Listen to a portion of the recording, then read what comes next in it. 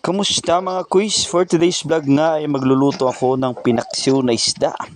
Yan po, na-slice na po natin yan.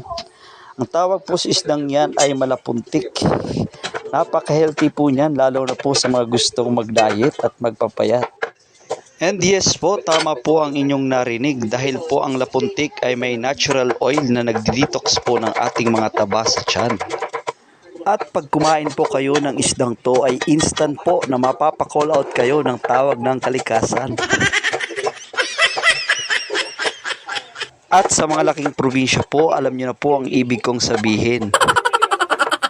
At sa mga gusto nga po magpa-detox ng taba sa tiyan, ito po ang ulam na bagay po sa inyo.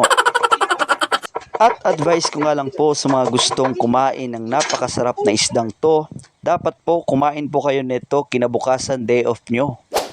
Dahil nga kapag nautot kayo ay talaga namang mapapamura ka sa bango at mababasa ang mga brief at panty nyo. Pero ang masasabi ko lang po talaga ay napaka-healthy po talaga ng isdang ito. Sa amin nga po sa probinsya kapag may ganitong huling isda, ay tsak nag-aabang na ang mga tao dahil ginagawa po nila itong pulutan.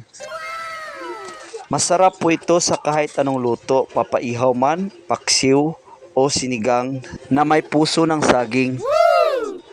Kayo po ba nakatikim na po ng isdang ito?